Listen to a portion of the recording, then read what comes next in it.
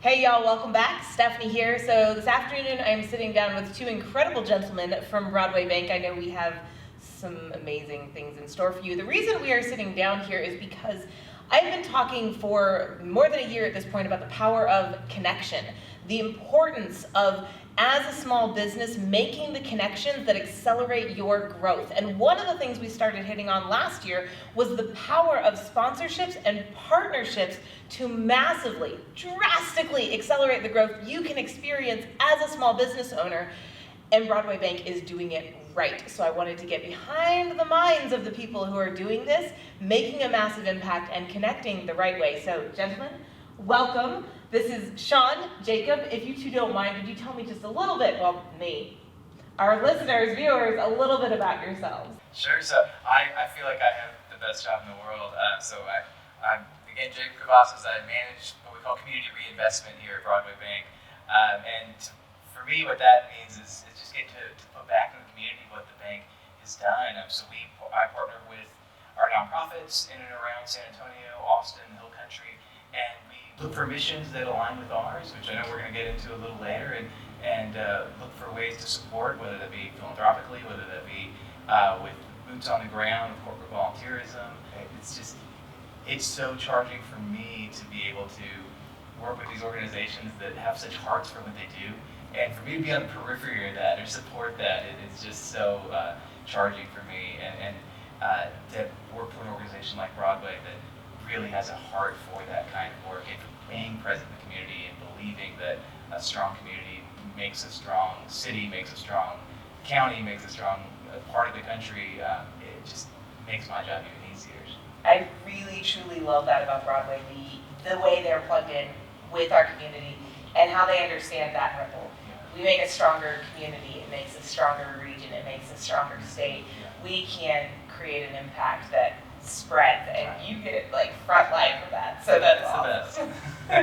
Sean, tell us about you. Yeah, so hello everybody. So my name is Sean Hughes, and so by training I am an attorney. So I worked for over 20 years in a field of adult guardianship, probate, administrations, estates, wills, trusts, those type things. So I was a lot on the front lines with folks dealing with incapacity issues and dealing with a lot of family issues upon loss and things like that. I transitioned over to Broadway into the wealth management group where we do a lot of really neat work with senior care services, taking care of folks as they age. I then transitioned for a while into a private bank. And what I do now is I do a lot of business development for the bank. But what that also includes is a lot of connecting of people, of projects, of education. Because as Jacob mentioned, all ships rise with the tide. And if we have a healthier community, if we have healthier educational systems, access to medical care, access to justice, food security, then it's really good for the whole community. And so, since we are a locally owned bank, we have a lot of freedom, Jacob and myself and the 650 other Broadway Bank employees, to really make some significant connections in the community and to give back in meaningful ways. And so it's a really neat model that we have. I love it. I love that you brought up that power of connection, because that was how we connected. This whole the Grow Retreat theme 2022 was connect. It was about creating connection, which is why this sponsored partner theme is so valuable. I think the approach Broadway has taken to tackling true connection in the community, really staying plugged in, not being like, oh, we're going for the big growth, but saying, hey, we're a big bank, we're a big deal, but we're your bank, we're here. And they've done a beautiful job continuing to engender that connection locally. So I really appreciate that. And if I can tag on to that, so Broadway Bank was started in 1941 by Colonel Charles E. Cheever and his wife Elizabeth, or Betty Cheever. Yeah. And so they had this vision to serve the community. Now, specifically military and small business were their the initial focus of the bank. Perfect. So a few years after it started, Colonel Cheever was called up into General Patton's army, and so he had to leave. And so they had to make the decision, what do we do with the bank? Well, Betty Cheever, who was a kindergarten teacher, said, I can run this bank, and I can run these folks. And at the time, nobody batted an eye. They said, absolutely, she can do that. So it's really fun to see even in the 40s that we had a lady running the bank. And Yes. Mrs. Cheever, she ran the bank to the end of the war, and that was an integral part. And Colonel Cheever and his wife Betty really valued community, and part of that was small business, part of that was military, part of that was strengthening families. They valued education, and they really valued just being a part of giving back to the community again, as I mentioned, in very meaningful ways. And so, as we have continued to be a privately owned bank, it is in our blood, from the folks we hire, to the projects we connect with, to the different relationships that we partner with in town, to stay true to those roots of community, small business, connections. I can't tell you how many stories of men and women who are in their 70s or 80s that said, Broadway Bank gave me my first small business loan. All I had was 2 cows and a couple of bales of hay, and on a handshake and a note, they gave me my first business loan, and now I've got these franchises or these big ranches or things like that. So it's a fun place to be a part of such a rich history and a rich tradition. I think that really taps into part of what I really appreciate about Broadway Bank is it's from the beginning, right? From Betty Cheever taking over, it's not necessarily about let's go find the biggest one. Like, it's about let's plug in with what matters most. Where the need is. Right, which I think is the key to successful partnerships, successful sponsorships. It's not just about, and you've said a couple times, I'll ask you to reiterate, it's not just about where can I write a check. It's about how do we make an impact. I know this wasn't one of the questions we talked about, but you want to kind of go, you've talked about that so many times. Yes, absolutely, and I'd love Jacob to comment on that as well. But one of the things for all of us in this world is we want to make a difference. Yeah. We don't want to just come in and out of this lifetime and just have bought a big house or a nice car or whatever, just off we go. Right. We want to be able to impact the world, but so many times it's difficult to know where do you give and how do you give. And so it's pretty easy to just write a check to a nonprofit, to any type of philanthropic interest. But where I would challenge small business owners is, instead of just writing a check, build relationships in the community.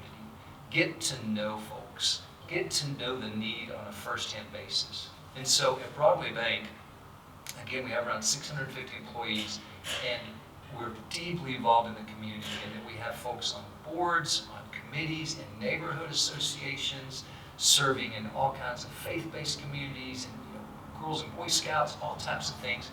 And so when needs arise in the community, it's not too often that we don't have, well, let me back up on that. When a need arises in the community, we typically have someone with boots on the ground that knows that need firsthand, that then brings the need back to the bank, and we talk about, does this align with our mission, with our values? Does this partnership and this giving opportunity align with who we are in our big picture vision? Yeah. And if it does, we give in relationship. We give looking at the long game. We're not trying to just write a check. Right. Now, that being said, having the flexibility and knowing who we are and what we, what's important to us as a bank, does give us the opportunity at times when needs arise, when a need arises, to reach out and meet an immediate need. Jacob has some really good examples of that. Yeah, and I think Sean hit on kind of the key point to all of it is it all starts with knowing your community, right? I mean, that's the crux of everything. You can be making your widgets, but if you don't know who your buyer is, then there's a gap there. Yeah. So it all starts, and that's really for us as Broadway Bank, as Broadway bankers. We're basically charged with knowing the community that we serve, and we can't do a good job unless we do that. And so that's point number one. And to Sean's point of the times that we have done that, I mean, the things that popped to mind here recently, I mean, still coming out of the pandemic, has been just that, the food insecurity that took place. San Antonio got national coverage when the San Antonio Food Bank, there was drone footage of just the miles of cars, at mobile food pantries, just distributing food. The need there double, triple, from folks that had never utilized those services before. So, we see that too. We feel that too. It's our community. It's our people, and So we kind of jumped right in and said, what can we do? Where can we make an impact? And so we kind of approached that from multiple levels of its, some places may say, and you may feel like, it's the easiest thing in the world to just write a check and then okay, we've made an impact. And yes, you have to some extent, but there can be multiple layers to this, and that's where we really try and hit is, we can make a contribution, we can donate to this cause, we can. So that's kind of what we did. We supported a rescue truck, is what it's called. So it's 7 days a week. I don't know. It's probably not 24 hours a day, but it's driving around all the counties in and around San Antonio and visits hospitals, cafeterias, restaurants, anywhere that may have excess food, and picks that up, redistributes it to the food pantries in San Antonio so that it can get to folks that really need it. And so that's one way that we can hit. And then these mobile food pantries that are taking place that they just don't happen by themselves. The food bank doesn't have the staff to do them all. So where we as corporate citizens, our corporate volunteers come in and do this. We had over 30 volunteers on multiple occasions out redistributing food. So we're not only engaging philanthropically, we're engaging with boots on the ground service-wise. So that's a really good example of an extreme need. Right. But then there's also these little needs, right, that you feel in your community. We have an organization here in town, a wonderful organization, Girls Inc., who services girls from low to moderate income communities to do job readiness training, interview skill, help them apply for college, apply for financial aid. There's all these resources that they can offer, and really just be a community for middle school, high school age girls. Yeah. And so, we'll have these kind of regular meetings with our nonprofit community to try and gauge what the need is, where can we fit, how can we make an impact. And they really talked about, hey, we've got this wonderful summer program where we just have more girls than we were anticipating, and it's a wonderful problem to have. So we were able to fund part of their summer program, and then really brand it. We thought, what kind of things are you doing in the summer program? Where might we be able to fit within that? And so they kind of listed things out, and we thought, financial education, we can add that value as, it's never too early to start talking about budgeting, right? Yeah. And so we ended up branding a full week that week and called it Girls Just Want to Have Funds, FUNDS, play on the Cindy Lauper, Girls Just Want to Have Fun. But Girls Just Want to Have Funds week, and every day that week focus on a different aspect of banking, whether that be budgeting and doing fun, interactive games and being an adult for a day and having to figure out, okay, this is how much money I have, how am I going to spend this limited resource. Right. But not only that, bring in other bank resources. We've got wonderful HR folks here, talent recruiters, who went in and visited with them on how to do job interviewing. They brought clothes with them of what to wear, what not to wear, the job interviews. This is the kind of stuff that a lot of us take for granted, right? And so to come in and to be able to be boots on the ground and show folks that is wonderful. And then we capped the week off with 5 of our female executives as a lunchtime panel, talking to the girls about their own stories, their own obstacles, how they overcame that through time, and how they got to where they are today. And so really just this wraparound approach of how can we service in the best possible way. I think listen, those were really awesome experiences because I love that it goes so far beyond, like so many times we think, oh, I'm going to get someone to sponsor and they're going to write me a check for money. And, it's like, well, that can happen, absolutely.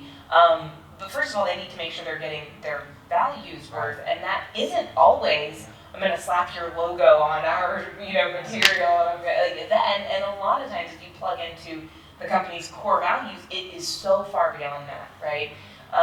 You are able to give back in a bigger way than, you gave money, but in both of those instances, right? But you were able to give back in such a bigger way by being plugged into the actual need that arrived, right? And I think it all started, as Jacob mentioned, from the relationship, but then listening first and asking questions. Yeah. So again, not going in saying, okay, I've got a $500 check, I want to give you, $50,000. Just to be able to go in and say, tell me more about what's going on. What are the needs you're seeing in the community? How can we best partner with you? Mm-hmm. And to that point, we never want to go in, even with the programming piece, we have this box, and this is what we do, and we'd like to do this box for you. We want to understand what the organization, want to understand their needs, and tailor what it is that we do to best suit their needs. We always want to be responsive to whatever that need is. I think that's such an important point because a lot of times people think, oh, well, I'm going to put together packages and bundles. I'm going to show up and I'm going to do a presentation. They're going to pick my gold, platinum, silver level, bundle. And from what I'm learning, it doesn't really work like that very often. No, and I'll tell you a great example of that is we're very passionate about doing financial wellness or financial wisdom courses. And we've done everything from St. Mary's Law School, we're currently doing one of the medical schools, we've done businesses, we're doing retirement communities, we're doing young tech companies, I mean, just high schools, all college students. But what happens is when we're talking to someone, if it's the first time, and they've now heard about these financial education courses we do, and they come to us and they say, okay, can you show us your program? And so we really flip the script on them and say, hey, we've got some wonderful templates of some things that work, but this is not about selling Broadway Bank. We're going to promise you that we're not walking in to ask you, to highlight and showcase Broadway Bank. Because our motto is, if we take care of our customers, we take care of our employees, the business will take care of itself. And so we're able to stop and say, okay, this is really not a canned presentation and not about Broadway. This is about empowering first-generation college students. It's about empowering single moms. It's about empowering, anyone we're talking to with the financial tools so that they can succeed and be secure financially, because we know the ripple effects. And so we listen and say, what's important to you? What's important to the attendees? And then we build it out. We customize it. That's awesome.